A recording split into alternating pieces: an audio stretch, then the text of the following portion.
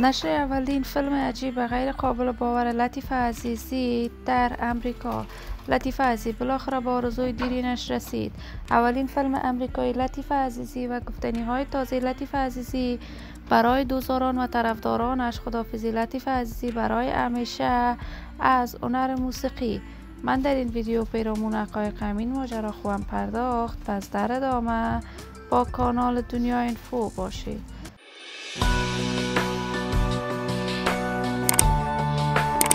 سلام و سلامتی نثار تک تک شما دوستداران نهایت ارجمند کانال دنیا اینفو. شما را خوش آمدید میگم به یکی دیگر از ویدیوهای جذاب و دیدنی این کانال.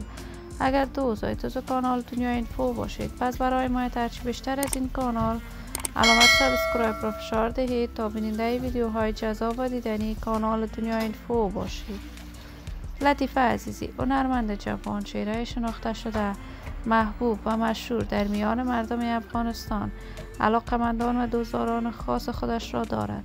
لطیفه عزیزی عاشقانه هنر موسیقیش را از برنامه پرطرفدار ستاره افغان تلویزیون طلوع آغاز کرد و توانست در مدت خیلی کوتاهی در میان مردم افغانستان شهرت و محبوبیت خوب پیدا کند. لطیفه عزیزی عاشقانه هنر موسیقیش را پیش می بود. بعد از تحولات سیاسی حاکم در افغانستان رخت مهاجرت به کشور امریکا بست.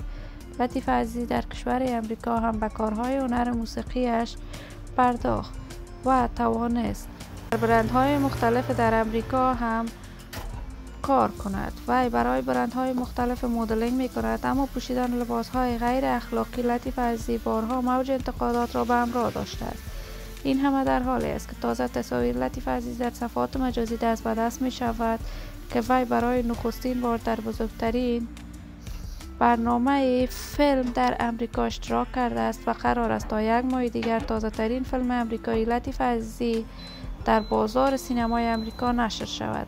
من آرزوی خوشبختی، موفقیت و سعادت برای تک تک از دختران و جوانان کشور از بارگاه عزت الله عزال تمنا دارم. عزیزان و همراهان نهایت ارجمند کانال دنیا اینفو، شما هم نظریاتتان را در بخش کامنت با من شریک بسازید. این ویدیو را با علاقه‌مندان و دوستداران لطیفه عزیزی به اشتراک بگذارید. اگر دوست کانال دنیا اینفو باشید، پس برای ما هرچی بیشتر از این کانال علامت سابسکرایب را فشار دهید تا ویدیوهای دیگر کانال دنیا اینفو را از دست ندهید. تا درود دیگر، بدرود.